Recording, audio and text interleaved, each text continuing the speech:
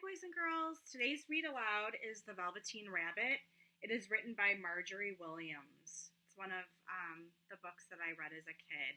So it was dedicated to my son Shane by his aunt Linda and Uncle John. So we've saved it over the years, and he's now 15. So it's kind of cool to go back and look. The Velveteen Rabbit. Once upon a time, there was a Velveteen Rabbit, and he was nearly perfect. He had smooth spotted fur, real thread whiskers, and his ears were lined with the softest pink sateen. On one Christmas morning, he was sticking out at the top of a boy's stocking, just waiting to be found.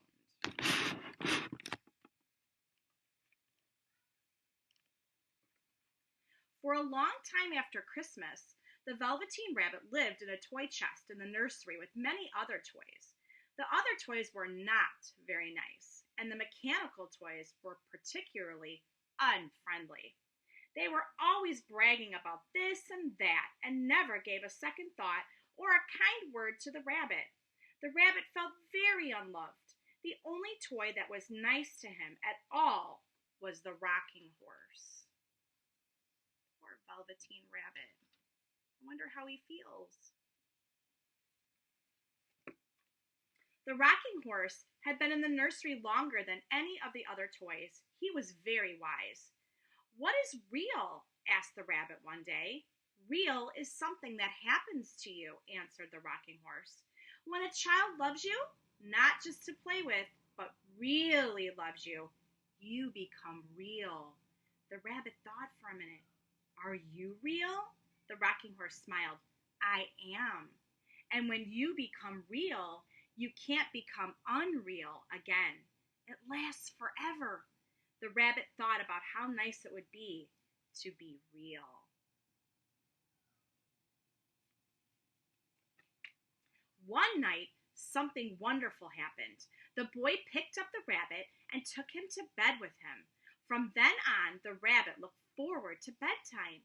The boy would tell him stories, and together they would play games.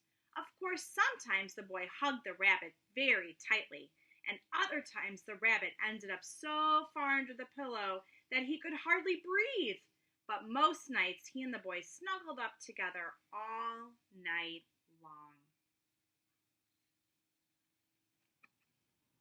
Spring came, and wherever the boy went, the rabbit did too. They spent lots of time outside. One evening, the boy went in for dinner and left the rabbit in the garden. But when it came time to go to sleep that night, the boy insisted that his mother go into the garden to find the rabbit. "All that fuss for a silly little toy rabbit," said the boy's mother, as she wiped the dirt from the rabbit's fur. "He's not a toy," answered the boy, grabbing for the rabbit. "He's real."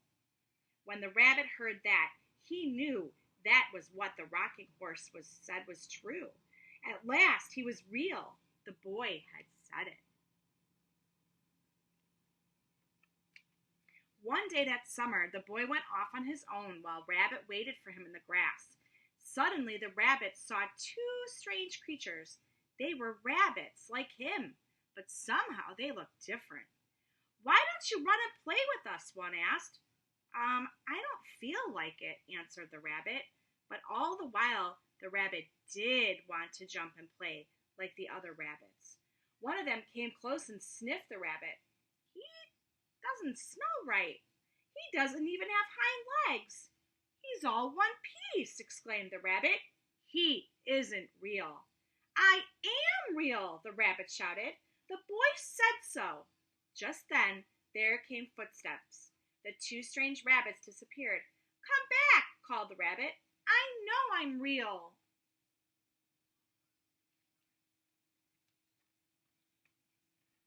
The rabbit became more and more worn. He didn't mind, though. The rabbit knew that because the boy had made him real, it didn't matter how he looked. But one horrible day, the boy became very sick. Lots of doctors came and went in the boy's room, but they never noticed the rabbit, and the rabbit was glad. He knew the boy needed him. After a long time, the boy was better, but the germs that had made him sick were everywhere. All the toys had to be thrown away. Out went the mechanical toys, the books, and the blocks, and out went the rabbit.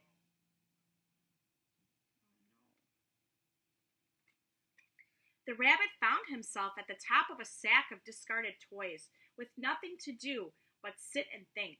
He thought about the boy, and then he thought about what the rocking horse had told him.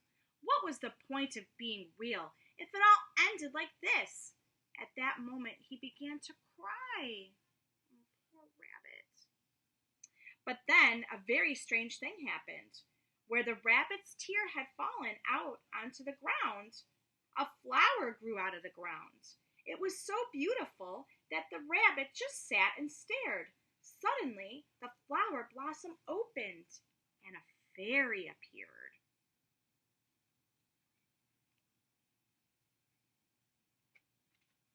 The fairy came close to the rabbit. "Little rabbit," she said, "I am the nursery magic fairy. I take care of all the playthings that the children have loved. When the children don't need them anymore, I take them away with me and make them real." "Wasn't I real before?" asked the rabbit. "You were real to the boy because he loved you," said the fairy. "Now you will be real to everyone." She flew them to a field where many little wild rabbits danced and played. "I brought you a new playmate," said the fairy. "You must teach him all he needs to know."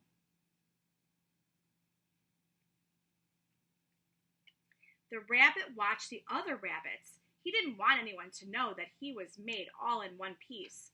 The fairy had changed him completely, but he didn't know it. Then something tickled his nose, and he raised his hind leg to scratch it, and he discovered that he had hind legs. He leapt high into the air and gave a whoop of joy. The seasons passed. In the spring, the boy was playing in the yard when two rabbits crept out and peeped at him. One looked familiar. "He's just like my old rabbit that was lost when I was sick," the boy thought. But he never knew that it was really his own rabbit who had come back to see the child who had first helped him to be real. Did you like that book? That was a Velveteen Rabbit. I was thinking, how do you think the rabbit felt throughout the story? I think he changed his feelings a couple different times. And at the end, how do you think he felt? And why? I want you to think about those questions, okay? I hope you enjoyed the Velveteen Rabbit. I'll see you later.